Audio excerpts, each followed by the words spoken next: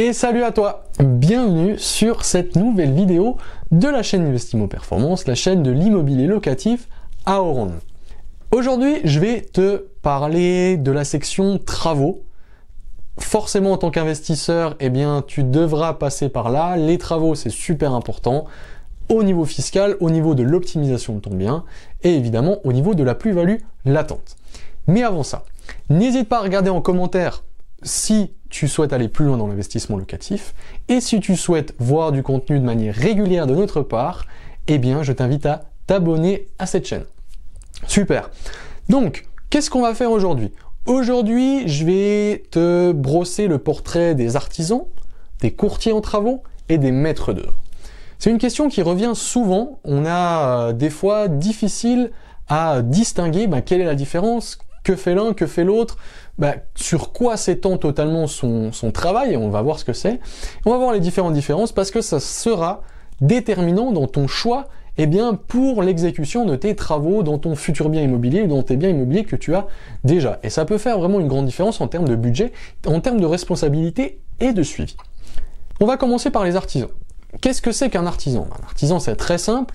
Un artisan, c'est une personne en général du bâtiment qui aura une spécialité. Par exemple, la plomberie, par exemple, l'électricité, par exemple, les sols, les plafonds, la peinture, tout ça.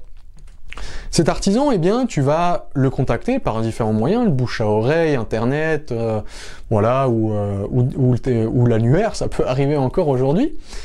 Cet artisan, il va te faire un devis, il va te faire une proposition, vous allez vous mettre d'accord, et quand tu vas te mettre d'accord avec ton artisan, il va exécuter les travaux.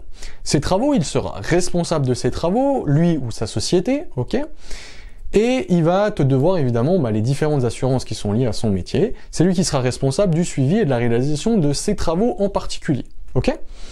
En règle générale, un artisan ne fait pas tous les corps de métier. Là, on fera appel à une entreprise générale. Donc une entreprise générale, c'est une entreprise où il y a plusieurs artisans qui se sont regroupés avec plusieurs corps de métier. Donc on fait appel à une seule entreprise, mais pour les sols, plafonds, peinture, la plomberie, par exemple.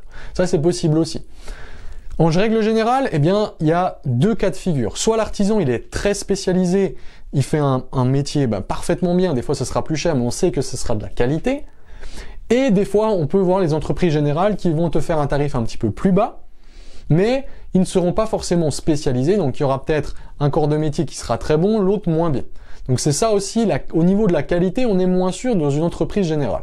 L'avantage d'une entreprise générale par rapport à un artisan, c'est que là, tu vas parler à un seul interlocuteur, ou à peut-être deux interlocuteurs, mais eux qui vont, entre guillemets, tous communiquer ensemble. Parce que tous les artisans se connaissent, travaillent dans la même entreprise. Donc ça, c'est vraiment un point positif. Et c'est un point, on incite vraiment avec les personnes qu'on accompagne, notamment, la communication dans les travaux, dans les chantiers, c'est vraiment primordial parce que s'il y a des soucis, s'il y a des choses à régler, s'il y a des choses, des plannings à modifier, s'il n'y a pas de communication, ça peut vite être problématique. Contrairement aux artisans, un artisan par corps de métier, peut-être que si tu dois une rénovation totale, tu dois appeler 6 personnes, tu dois toujours coordonner avec les 6 personnes, ça sera un petit peu plus compliqué, plus de boulot. Donc il faut bien peser le pour, peser le contre. Maintenant, on va aller au niveau du courtier, le courtier en travaux. Qu'est-ce qu'il fait le courtier en travaux? Alors, l'essence même de son travail, c'est de te mettre en relation avec des artisans en général qu'il connaît, qu'il a sélectionnés, ok? Pour qu'il te fasse faire des devis sur les différentes choses que tu veux dans ton appartement, et ensuite il te présente tous les devis, il t'explique, il te dit comment ça va se passer, etc. Le courtier en travaux, il est là pour te fournir des devis et te mettre en relation. Ça, c'est son travail numéro 1, ok? Il n'est pas censé aller plus loin.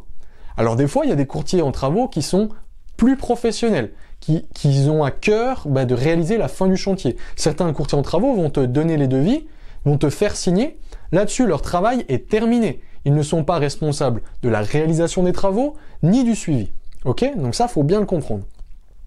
Et du coup, ce courtier en travaux, il va se rémunérer comment? Il y a deux manières de se les rémunérer. La première chose, c'est qu'il va forcément prendre une commission sur les devis des artisans, qui ne sera pas forcément marquée. Tu auras un devis de l'artisan, mais le courtier aura déjà pris sa marge dessus. Et en plus de ça, selon le type de travaux, tu peux avoir des courtiers qui mettent en plus la facturation de leurs prestations. Ok? Donc ça, faut bien le comprendre. Comme je reviens du coup à ce que je disais précédemment, le courtier il peut être beaucoup plus professionnel, il peut avoir à cœur de terminer les chantiers, d'avoir des clients qui sont contents. À ce moment-là, eh bien, il peut soit proposer une assistance en maîtrise d'ouvrage, donc ça m'arrive, notamment mon courtier en travaux où j'investis, eh bien, il propose ce service, et ce service, il est bien, mais il a ses limites. La première chose, c'est que, eh bien, la personne sera là, il y aura un suivi des travaux, donc ce sera bien marqué qu'est-ce qu'il fait, mais il ne sera pas responsable de la finalité des travaux. Donc ce sera toujours toi, entre guillemets, qui aura le dernier mot, qui sera là pour dire oui ou non. En gros, il sera là pour t'assister, donc c'est de l'assistance, au suivi, à la gestion des travaux et au contrôle de qualité. Donc ça, faut bien le comprendre. L'avantage de faire appel à un courtier, entre guillemets, c'est que, eh ben, en règle générale, il a choisi des personnes qui sont compétentes et des personnes qui ont déjà travaillé ensemble. Et ça, c'est vraiment le point positif. Donc, c'est des personnes qui se connaissent. Donc, la communication, eh bien, elle est en général plus présente. Et si le courtier est vraiment professionnel, il sera là aussi pour cadrer les artisans, pour t'aider si tu as des litiges. Et ça, c'est quand même quelque chose de super positif. On va arriver du coup à la dernière catégorie, le maître d'œuvre. Qu'est-ce qu'un maître d'œuvre? Alors le maître d'œuvre, c'est clair, son métier, c'est d'assurer le suivi, la réalisation du chantier, il est responsable de la réalisation du chantier et il contrôle la qualité, le suivi des artisans et s'il y a des retouches à faire ou des choses comme ça, c'est lui qui est responsable. Donc ça, c'est intéressant de le comprendre. Le maître d'œuvre, le tarif de sa prestation, ça va dépendre du montant de tes travaux, c'est entre 6 et 10% du montant total des travaux. Ça va dépendre le type de chantier. Le maître d'œuvre, il ne travaille pas forcément avec une équipe d'artisans. Il en connaît, ça c'est sûr, mais tu peux toi-même sélectionner les artisans et dire au maître d'œuvre, assurez le suivi du chantier s'il vous plaît. Ça c'est possible. En règle générale, on fait quand même appel aux artisans avec le maître d'œuvre.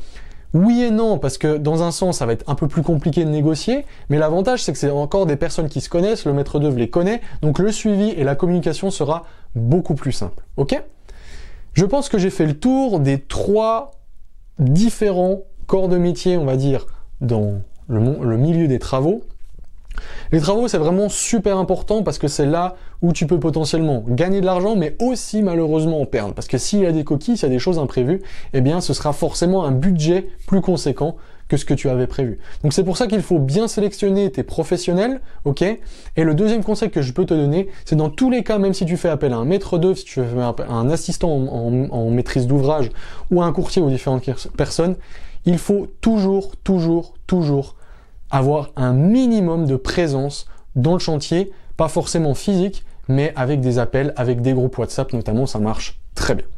J'espère que cette vidéo t'a plu, n'hésite pas à nous poser en commentaire si tu as des questions comme d'habitude, et je te dis à très bientôt pour la prochaine vidéo sur la chaîne Investimo Performance. Ciao!